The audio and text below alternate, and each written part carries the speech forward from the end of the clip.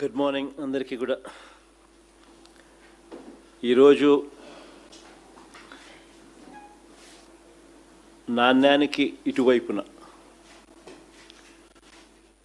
రెండు ప్రధానమైన అంశాలు టచ్ చేస్తాం. టచ్ చేయాల్సిన సబ్జెక్టులు ఇంకా చాలానే ఉన్నాయి కాబట్టి మళ్ళీ నెక్స్ట్ వీక్ కూడా మళ్ళీ ఈ ప్రెస్ కాన్ఫరెన్స్ మళ్ళీ కంటిన్యూషన్ కూడా మళ్ళీ చేస్తాం.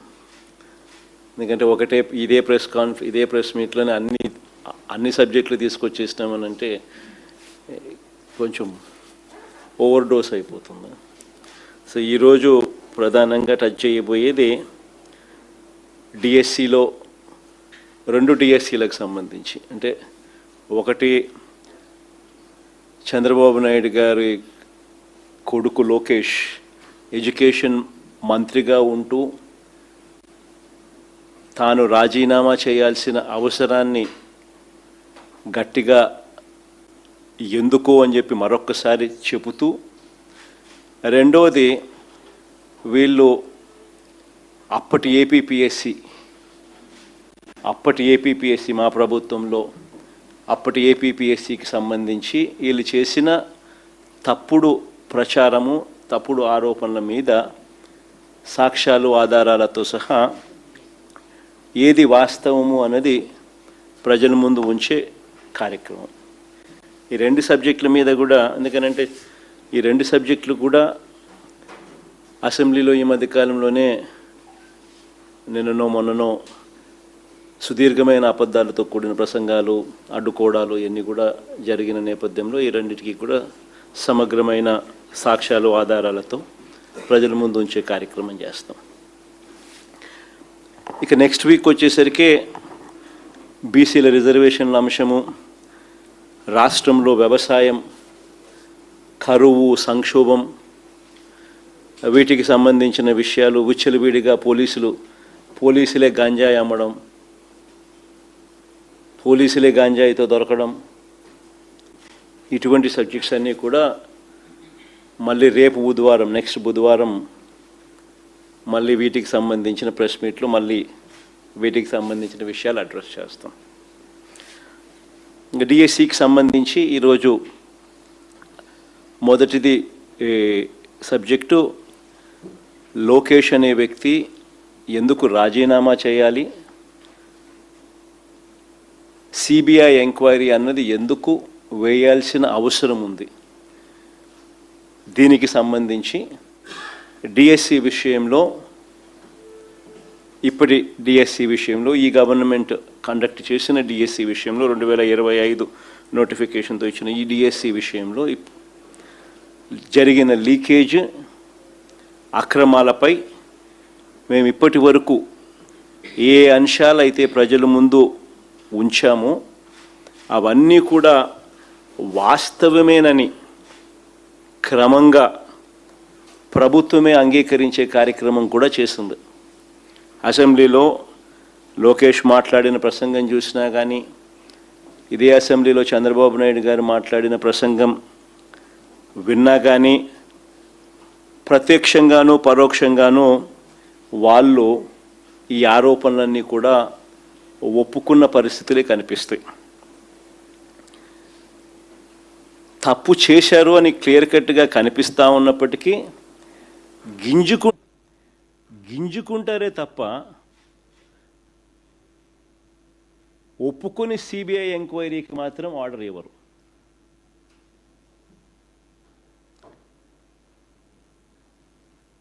ఎలా తయారైపోయిందని అంటే, అసెంబ్లీ ప్రతిపక్ష పార్టీ అయిన ఉన్న ఏకైక ప్రతిపక్ష పార్టీ మేము. మాకు ప్రతిపక్ష పార్టీ కింద మమ్మల్ని యాక్సెప్ట్ చేస్తే మాకు ప్రతిపక్ష హోదా ఇవ్వాల్సి వస్తుంది. సో ఆ ప్రతిపక్ష నాయకుడు, ఆ ప్రతిపక్ష పార్టీకి ఎంతమంది అన్నా ఎమ్మెల్యేలు ఉండని, ఆ ప్రతిపక్షానికి ఒక ప్రతిపక్షం అన్నది యాక్సెప్ట్ చేస్తే ఆ ప్రతిపక్షానికి ఒక నాయకుడు వస్తాడు. ఆ నాయకుడికి యాక్సెప్ట్ చేస్తే, ప్రతిపక్షం అన్న పార్టీ కింద యాక్సెప్ట్ చేస్తే ఆ ప్రతిపక్ష పార్టీ నాయకుడిని కూడా యాక్సెప్ట్ చేయాలి. నాయకుడిగా ప్రతిపక్ష పార్టీ నాయకుడిగా యాక్సెప్ట్ చేస్తే సభా సమయంలో అధ్యక్షుడి సభా అధ్యక్షుడిని చంద్రబాబు నాయుడు గారికి ఏ రకమైన టైం ఇస్తారో అదే టైము ప్రతిపక్ష నాయకుడు కూడా ఇవ్వాల్సి వస్తుంది. కాబట్టి అది ఇవ్వకూడదు అని చెప్పి వీళ్ళు సభ నడుపుతూ ఉన్నారు, ప్రతిపక్షాన్నే అక్నాలెడ్జ్ చేయకుండా. ఇలాంటి పరిస్థితులు అసెంబ్లీలో ఎలా జరుగుతూ ఉందంటే, ప్రత్యర్థి జట్టు లేని చోట బౌలింగు ఫీల్డింగ్ కూడా లేకుండా తండ్రి కొడుకులు ఇద్దరు మాత్రమే బ్యాటింగ్ చేస్తూ ఉన్నారు. బ్యాటింగ్ చేసి వీళ్ళందరికీలే బ్రహ్మాండంగా బ్యాటింగ్ చేసినామని వీళ్ళందరికీలే కితాబిచ్చుకుంటా ఉన్నారు.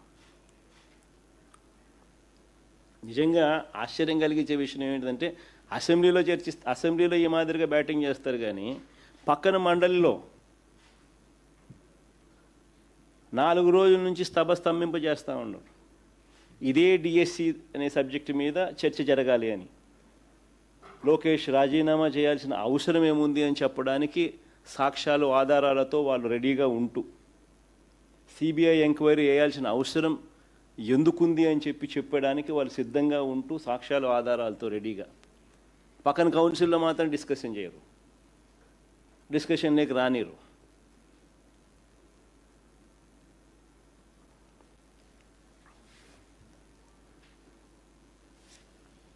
కౌన్సిల్లో ఎందుకు వీళ్ళు ఒప్పుకోరు చర్చ జరగడానికి అని అంటే, దానికి కారణం తప్పులు జరిగాయి కాబట్టి.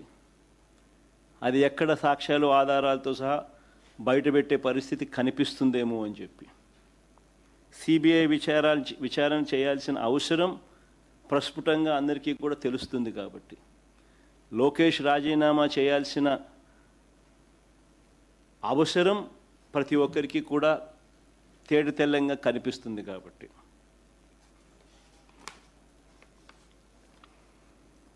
ఇక ఎలాగో వీళ్ళెట్టా చర్చ చేయరు, కౌన్సిల్లో అవకాశం కూడా రానికుండా చేస్తూ ఉన్న నేపథ్యంలో ఒకసారి నాణ్యానికి ఇటువైపున ఎందుకు లోకేష్ అనే వ్యక్తి రాజీనామా చేయాల్సిన అవసరం ఉంది, ఎడ్యుకేషన్ మంత్రిగా ఉన్నాడు కాబట్టి ఎందుకు సిబిఐ ఎంక్వైరీ అవసరం ఉంది ఈ సబ్జెక్టు మీద అన్న వివరాలు ఒకసారి వెళ్దాం. పాయింట్ నెంబర్ 1, క్లుప్తంగా పాయింట్ల ప్రకారమే పోదాం, క్లుప్తంగా చెప్తాను పాయింట్ల ప్రకారమే. పాయింట్ నెంబర్ 1, డిఎస్సి పరీక్షల ప్రశ్నల తయారీ. డిఎస్సి పరీక్షల ప్రశ్నల తయారీ ఒక అంశం, పరీక్ష నిర్వహణ అన్నది రెండో అంశం. ఈ రెండు కూడా ఒకే అధికారి చేతిలో పెట్టినట్టు లోకేష్ స్వయంగా యాక్సెప్ట్ చేస్తాడు. అసెంబ్లీలోనే యాక్సెప్ట్ చేయడమే కాకుండా తప్పేముంది అంటూ దబాయించినాడు. తప్పేముంది అని అంటూ ఏకంగా దబాయించినాడు. ఒకసారి ఆయన అన్న మాటలు కూడా ఒకసారి ప్లే చేద్దాం, ఒకసారి వినండి ఒకసారి అందరూ కూడా. ప్లే చేయమా ఒకసారి. ప్రభుత్వ ఉద్యోగం ఇచ్చిన ఘనత ప్రజాప్రభుత్వం అధ్యక్ష.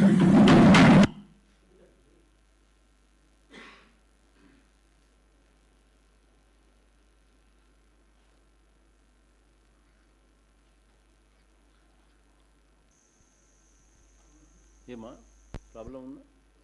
విజయాన్ని పివి సింధు గారికి ప్రభుత్వ ఉద్యోగం ఇచ్చిన ఘనత ప్రజాప్రభుత్వం అధ్యక్ష. మీరు సెట్ చేసుకోండి. అంత లోపల డిఎస్సి పరీక్షలకు అవసరమైన ప్రశ్న తయారీ అనేది ఎస్సీఈఆర్టీ డైరెక్టర్ బాధ్యత. ప్రశ్న తయారీ అనేది ఎస్సీఈఆర్టీ డైరెక్టర్ బాధ్యత. డిఎస్సి పరీక్షను నిర్వహించే బాధ్యత డిఎస్సి కన్వీనర్ది. ఈ రెండు ఒకే వ్యక్తికి ద్వారా జరిపిస్తే పారదర్శకతకు పాతర వేసినట్టు అవుతుంది, లీకేజీకి స్వయంగా ద్వారాలు తెరిచినట్టు అవుతుంది. అంటే ప్రశ్న తయారీకి ఒకంతోనే చేయిస్తూ ఉన్నారు. పరీక్ష నిర్వహణ చేసే కార్యక్రమం కూడా సేమ్ వ్యక్తితోనే చేస్తూ ఉన్నారు.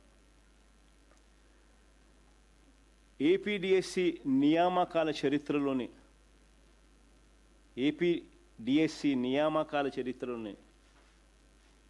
ఏపీపీఎస్సి నియామకాల చరిత్రలోనే ఈ 2 బాధ్యతలు ఎప్పుడూ కూడా ఒకే వ్యక్తికి అప్పగించిన చరిత్ర ఆంధ్ర రాష్ట్రంలో ఇంతవరకు ఎప్పుడూ లేదు.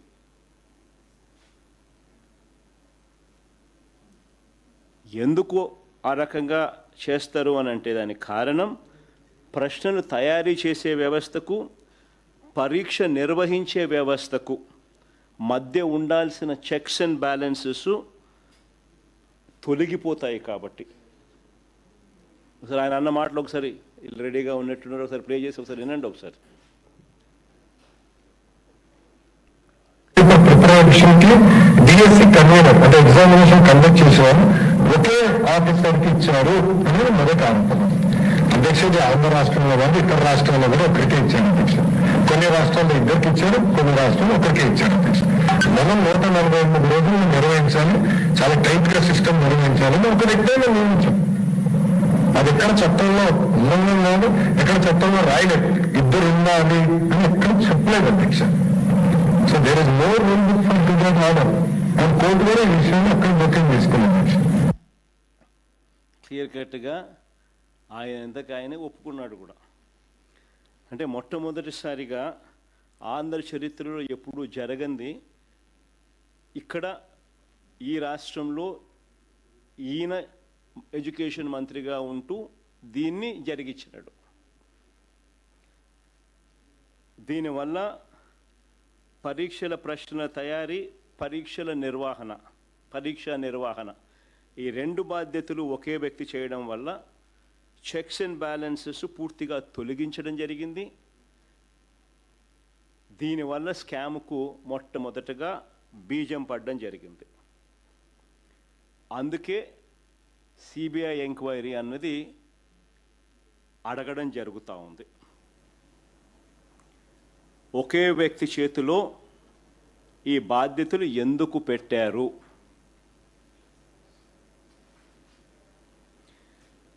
ఇలా చేసినందువలన చెక్స్ అండ్ బ్యాలెన్సెస్ లేకుండా పోయి లీకేజీకు ద్వారాలు తెరిచినారు కాబట్టి. పాయింట్ నెంబర్ 2, రెండో పాయింట్, డిఎస్సి ప్రశ్న పత్రాలు తయారు చేసే విభాగంలో ఉన్న అవుట్సోర్సింగ్ ఉద్యోగి నవీన్కు ఫస్ట్ ర్యాంక్ రావడం వాస్తవమేనని అసెంబ్లీ సాక్షిగా మరోసారి తండ్రి కొడుకులు ఇద్దరు ఒప్పుకున్నారు, అబ్బా కొడుకులు ఇద్దరు ఒప్పుకున్నారు. ఒకసారి ప్లే చేయండి అమ్మా ఒకసారి. ఫస్ట్ మెరిట్ లిస్ట్ చూపించండి. ఫస్ట్ ఇది నవీన్కు ఫస్ట్ ర్యాంక్ వచ్చిన నవీన్కు సంబంధించిన మెరిట్ లిస్టు. నెంబర్ 1 ర్యాంక్లో నవీన్ అక్కడ కనిపిస్తున్నారు చూడండి, first rank.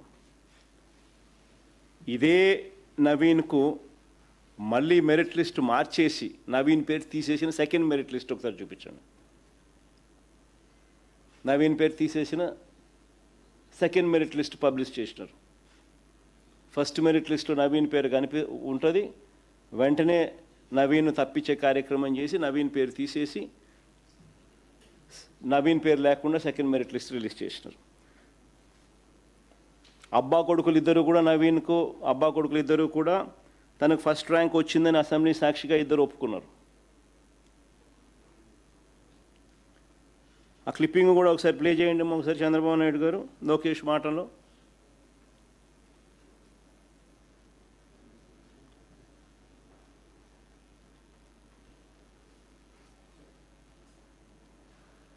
Question paper preparation లో ఉన్నాడు, అతను ఫస్ట్ ర్యాంక్ వచ్చింది అని వాళ్ళు ఆరోపణ చేశారు. అతనికి కాల్ లెటర్ వెళ్ళింది, అతని సర్టిఫికేట్ వెరిఫికేషన్ కి అతను రాలేదు. సర్టిఫికేట్ వెరిఫికేషన్ రాకపోతే ఆటోమేటిక్లీ డిస్క్వాలిఫైడ్. ఎవరికో ర్యాంక్ ఒకటి వచ్చింది, అతను ర్యాంక్ ఒకటి వస్తే దేవుడు కనుక్కున్నాం ఏం ఎట్లా వచ్చింది, వెరిఫికేషన్ రాలేదు. వెరిఫికేషన్ ఉద్యోగం రాకపోతే 1 వచ్చిన వాడికి ఎందుకు ఉద్యోగం ఇవ్వలేదంట. ఇద్దరు అబ్బా కొడుకులు ఇద్దరు కూడా ఒప్పుకున్నారు ఆయన ఫస్ట్ ర్యాంక్ వచ్చిందని. ఇద్దరు అబ్బా కొడుకులు ఇద్దరు అసెంబ్లీ సాక్షిగా ఇద్దరు ఒప్పుకున్నారు కూడా. మరి నేను అడుగుతాను, మన ఫస్ట్ ర్యాంక్ వచ్చిన ఈ నవీన్కు ఉద్యోగం ఎందుకు ఇవ్వలేదు? ఫస్ట్ ర్యాంక్ వచ్చిన ఈ నవీన్కు ఉద్యోగం ఎందుకు ఇవ్వలేదు? ఫస్ట్ మెరిట్ లిస్ట్లో నవీన్ పేరు ఉంది, ఆ తర్వాత మళ్ళీ దీన్ని మార్చి నవీన్ పేరు తీసేసి సెకండ్ మెరిట్ లిస్ట్లో నవీన్ పేరు లేకుండా సెకండ్ మెరిట్ లిస్ట్ ఎందుకు రిలీజ్ చేసినారు?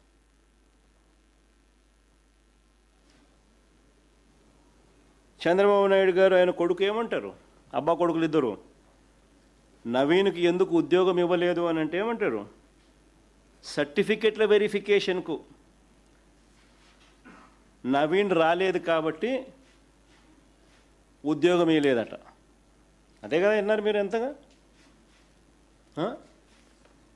అదే కదా మీరు అంతా విన్నారు కూడా. సర్టిఫికెట్ల వెరిఫికేషన్కు రాకపోతే ఎవరికైనా ఉద్యోగం ఎట్టిస్తాము, రాలేదు కాబట్టి ఇవ్వలేదంట. మరి ఇదే వాస్తవం అయితే మరి నవీన్ అనే క్యాండిడేట్ కోర్టుకు ఎందుకు పోయినాడు? మరి ఇదే వాస్తవం అయితే నవీన్ అనే వ్యక్తి కోర్టుకు ఎందుకు పోయినాడు?